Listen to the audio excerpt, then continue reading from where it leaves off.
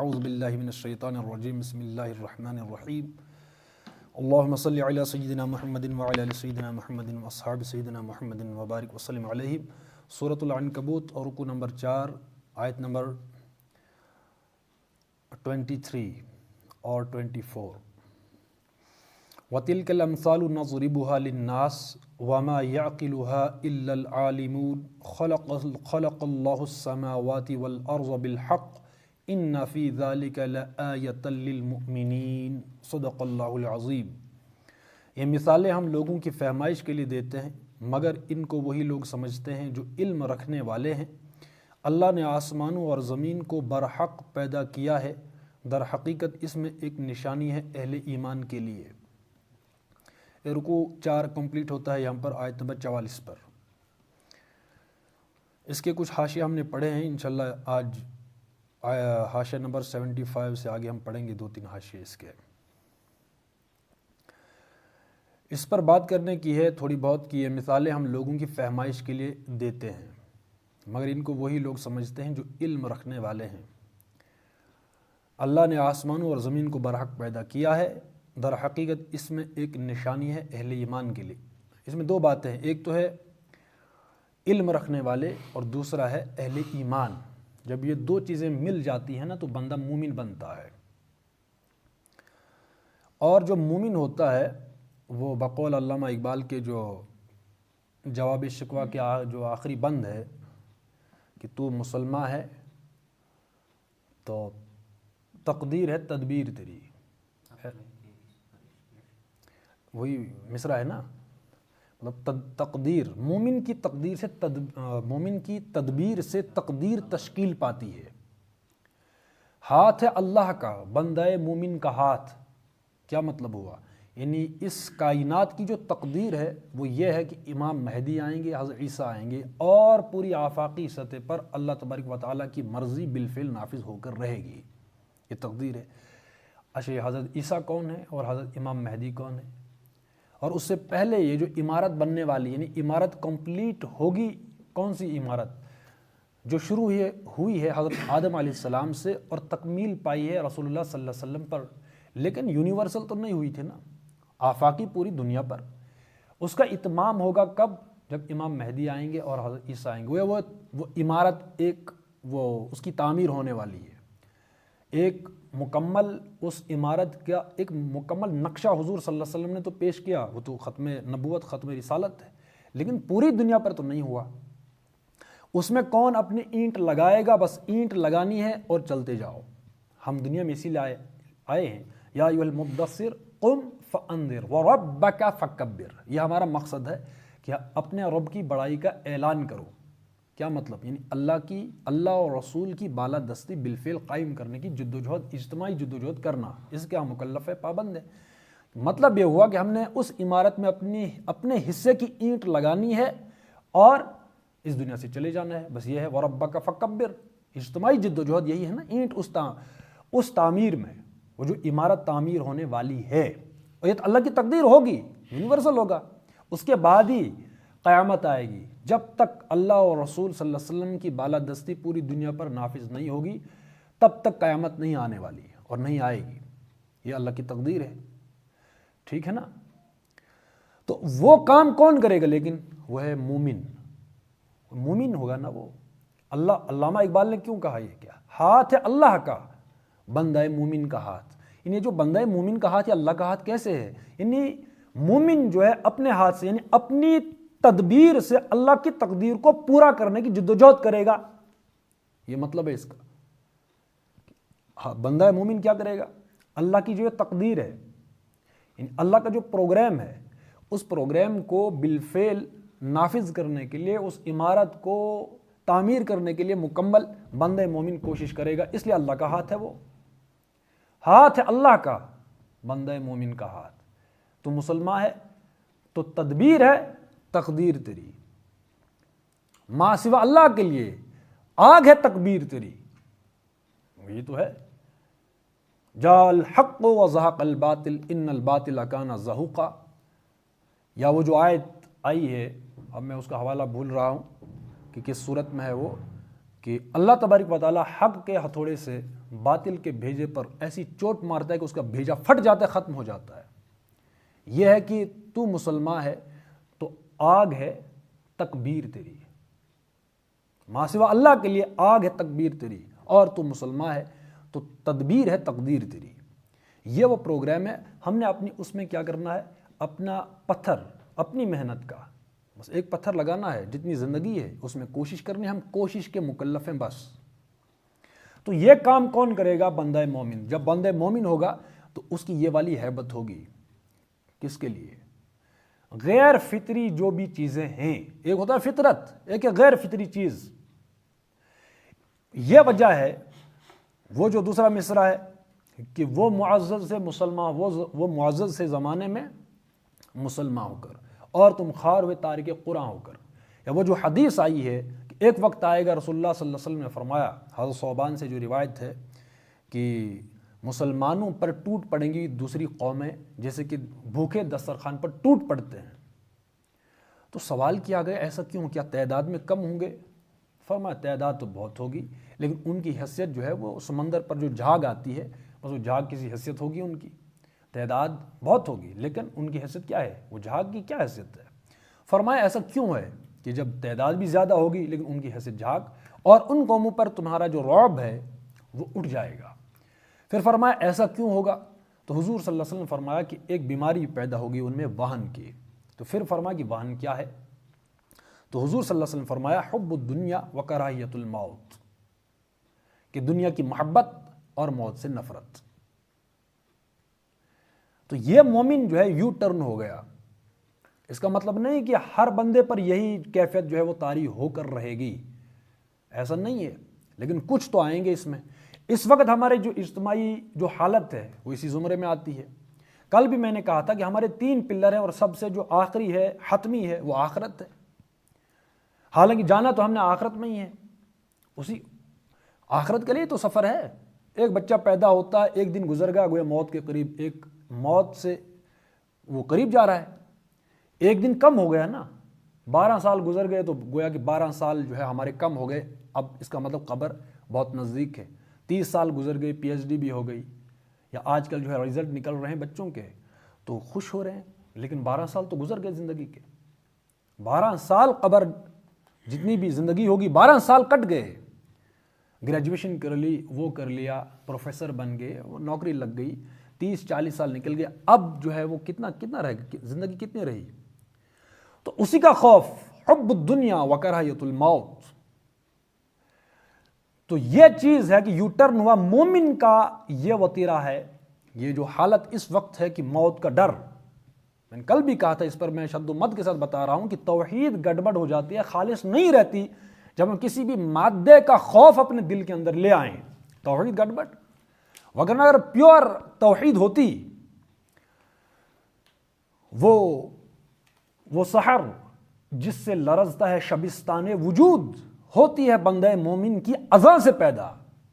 وہ شبستان وجود لرزتا کیوں نہیں ہے؟ اذانیں تو میں بھی دے رہا ہوں، آپ بھی دے رہے ہیں، سب دے رہے ہیں، پوری دنیا میں اذانیں، بلکہ یہ ہے کہ اذانیں ختم ہی نہیں ہو رہی، پوری سرکل میں چل رہی ہیں پوری دنیا میں۔ ڈے نائٹ کا ہی فرق ہے نا، کہیں دن ہے کہیں رات ہے، تو چل رہی ہے اذانیں، لیکن شبستان وجود اس پر کوئی جو ہے وہ جنبش بھی نہیں آتی۔ وجہ کیا ہے کہ ہماری توحید جو ہے وہ خالص نہیں ہے۔ کیوں؟ چھوٹے بت ہیں، بڑے بت ہیں، کسی انسان کا خوف ہے، کسی کیریئر کا خوف ہے، نوکری چلے جانے کا خوف ہے، بھوک اس کا خوف ہے، بھوکے رہ جائیں گے۔ سمجھ رہے ہیں بات؟ تو مومن جو ہے، مومن یہی ہے کہ ہماری بھڑکے ہیں، فلسطین آزاد کرو، بھڑکے ماریں گے، ٹویٹ کریں گے، اور یہ جو ہے وہ چلائیں گے مختلف سوشل میڈیا پر۔ مطلب جغرافیہ ہم جو ہے وہ سیدھا کر رہے ہیں قلم کے ذریعے سے۔ سڑک بنانی ہے قلم کے ذریعے سے، سڑک ٹھیک ہوتی ہے، اس کے لیے کچھ اور قلم کو چھوڑ کر۔ تو دنیا کے جو یہ خطوط ہیں ٹیڑھے میڑھے، یہ قلموں کے ذریعے سے، ٹویٹ کے ذریعے سے ٹھیک نہیں ہوتے۔ ہاں اس میں اوقات ہونی چاہیے تھی ویسی، بندہ مومن کی اذاں، وہ اس میں ہیبت ہونی چاہیے تھی۔ اگر تو خالص توحید، ہم خالص توحید پر ہوتے، واقعی جس چیز کا نام توحید ہے، جیسے حضرت جعفر کی میں رضی اللہ عنہ کی مثال دی تھی کہ وہ جو نجاشی بادشاہ تھا، ان کے سامنے حضرت عیسیٰ کے متعلق جو مسلمانوں کا قرآن میں عقیدہ بیان ہوا ہے، جو کا تو سنا دیا، یہ توحید ہے. کیا ہوا اس کے نتیجے میں؟ کچھ بھی نہیں ہوا. یا جو جن صحابہ کے ساتھ جو شہید ہوئے، کیا وہ ناکام ہو گئے، برباد ہو گئے؟ نعوذ باللہ. کیا ہوا؟ وہی آخرت، وہ جو تیسرا پلر ہے ہم جو ہے عقائد کا، انا للہ و انا الیہ راجعون. اصل قرآن کا ہر صفحہ ہم پلٹتے ہیں تو آخرت کی بات ہے. ہر صفحے پر بے لبابی یہ ہے کہ آخرت کی زندگی ہے، آخرت کی زندگی ہے. ہم نے کہا کہ نہیں، نہ ہم نے مرنا ہے. تو یہ مٹیریل کا جو شرک آ گیا، سب سے بڑا دجال یہی ہے، مٹیریل، دھوکہ فریب. وہی 30 سال گزر گئے تو ہم جو ہے خوشی وہ کر رہے ہیں. سمجھ رہے ہیں بات؟ تو جو ہم بھڑکے مار رہے ہیں نا، اس کی وجہ یہی ہے کہ ہم مومن نہیں رہے. یہی ایک تو علم والے میں نے کل بھی کہا تھا کہ علم وہ ہے کہ جو کچھ ہم نے پڑھا تھا بس سمجھ آئے نہ آئے بس عمل کرنا تھا. عمل کے نتیجے میں یہ فلسفی ہمیں سمجھ آتی قرآن کی، وہی ایمان پیدا کرتا. یہ تو ایمان ہے نا. مان لو مجھے کوئی آئے سمجھ نہ آئی، کوئی بات نہیں، لیکن یہ اس یقین کے ساتھ اللہ تبارک و تعالیٰ نے یہ بات کہی ہے، بس بات ختم. بھائی میں یہ کہا کرتا ہوں کہ اگر ہم بیمار ہوتے ہیں، ڈاکٹر کے پاس جاتے ہیں، ہم اس کو جو ہے وہ اس کی جو دوائی وہ جو دیتا ہے ہمیں لکھ کے کہ یہ دوائی کھانی ہے وغیرہ وغیرہ، نسخہ آ گیا 1000 2000 3000 کا، ہم پھر لیب میں جاتے ہیں پہلے، یا اس کو حوالے پیش کرتے ہیں. بھائی ڈاکٹر صاحب پہلے حوالہ پیش کرو کہ یہ جو ٹیبلٹ دی ہے کیا ہے اس کا پورا. نہیں، اتنا یقین ہوتا ہے کہ ایک ڈاکٹر ہے، اسپیشلائزیشن ہے اس میں، اسپیشلسٹ ہے نا اس خاص بیماری کا یا جو بھی ہے. آنکھ بند کر ہم کھاتے کہ نہیں کھاتے؟ کیا ڈاکٹر سے بڑھ کر ہمارا ایمان اللہ پر نہیں ہونا چاہیے تھا؟ اگر تو اتنا ایمان ڈاکٹر پر ہے کہ بغیر کسی تحقیق ہم دوائی کھا رہے ہیں، یقین دیکھیے ہمارا. لیکن اللہ کا قرآن، رسول اللہ صلی اللہ علیہ وسلم کی حدیث، سیرت، جو بات بھی آتی ہم عمل کرتے، پھر ہم اذان دیتے تو شبستان وجود لرز کر رہ جاتا. جاء الحق وزهق الباطل، یہ پریکٹیکل ہو جاتا. ہاں ہم کڑی لفظوں میں مذمت کرتے ہیں، یہی جملہ ہے نا، کڑے لفظوں میں کیا کرتے ہیں؟ مذمت کرتے ہیں. واہ واہ کیا جملہ ہے! پورا ادب قربان نہ جائے اس پر، اس جملے پر. ہم مذمت کرتے ہیں، ایسا لگتا ہے کہ جو ہے دنیا کی جو ہے وہ الٹ پلٹ ہو گئی جملے سے. اگر واقعی مومن ہوتے، کسی کی مجال نہیں تھی کہ حضور صلی اللہ علیہ وسلم کی شان میں کوئی گستاخی کرنے کی جرت کرتا، کبھی نہیں کرتا. اگر تو واقعی یہ والا مومن جو قرآن کہتا ہے، جو اقبال نے کہا مومن ہاتھ اللہ کا بندہ ہے، مومن کا ہاتھ وہی حب الدنیا وکراہیت الموت. سب کو پتہ ہے، اذان دیتے ہیں، اس سے بڑا کوئی اعلان ہو سکتا ہے ہمارا اللہ اکبر 5 وقت کی نماز؟ کیا مطلب اللہ اکبر؟ تمام جو بیچ کے جو بھی طواغیت ہیں، طواغیت انکار. لیکن ہم انکار بھی کرتے ہیں، ہمیں خود بھی نہیں پتا ہم نے انکار کیا کہ نہیں کیا. مسئلہ تو یہ ہے میں کیا بول رہا ہوں، کس کا انکار کیا. اللہ اکبر، لا الہ الا اللہ، اذان کے آخر میں لا الہ، ہم کسی کو نہیں مانتے، لا الہ، کوئی بیچ میں ہم کسی کا خوف، کوئی ڈر، کوئی کچھ نہیں. اس کے باوجود بھی وہی غلامی، وحیبت، مظلومی، مقہور.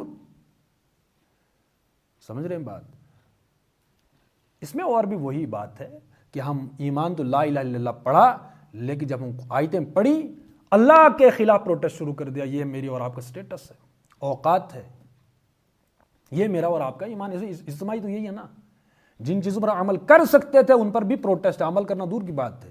نہیں ہے یہاں پر یہ کلچر ہے، یہ تہذیب ہے وغیرہ وغیرہ. اور پھر عملی طور پر ہم نے وہی کہا نا، یہ قرآن بہرحال عمل کے قابل آج کی صدی میں نہیں ہے، موزوں نہیں ہے، یہی ہے نا، سیوٹیبل نہیں ہے. آپ کو 21ویں صدی ہے، کہاں جو ہے قصہ پارینہ ہے، اساطیر الاولین، پرانے وقتوں کی کہانیاں ہیں.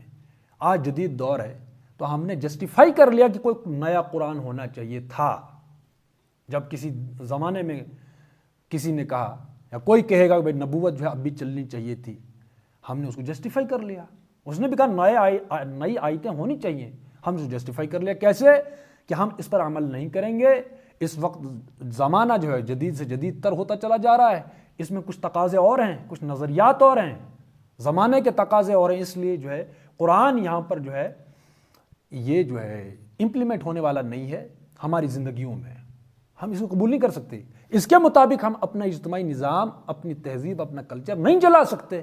جسٹیفائی ہو گیا نا کہ نہیں ہوا، اور پھر ہم کوئی گستاخی کرے، اور گستاخی وہ تو ہماری اوقات دیکھ کر وہ گستاخی کر رہے ہیں، تمہاری اوقات کیا، میں تو گستاخی کر کے بتاتا ہوں۔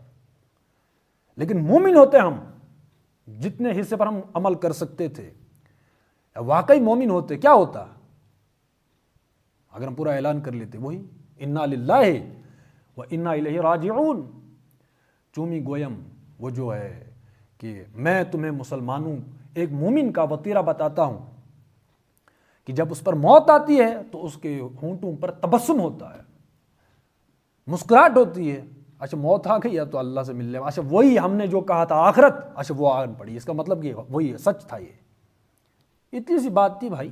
کتنی قومیں بھائی صحابہ نہیں رہے، انبیاء کا اتنا بڑا سلسلہ چلا، انبیاء پر بھی جو ہے وہ موت آئی، صحابہ پر بھی موت آئی، اتنی جو ہے وہ تاریخ گزر گئی، قومیں گزری، بڑے بڑے لوگ ہم، لیکن اس میں وہی ہے کہ ہم نے قبرستانوں میں وہ لوگ بھی دیکھے کہ جو اس خوف سے اپنے حق کے لیے نہیں لڑے کہ کہیں مارے نہ جائیں، وہ جو قبرستانوں میں جنازے نکلے۔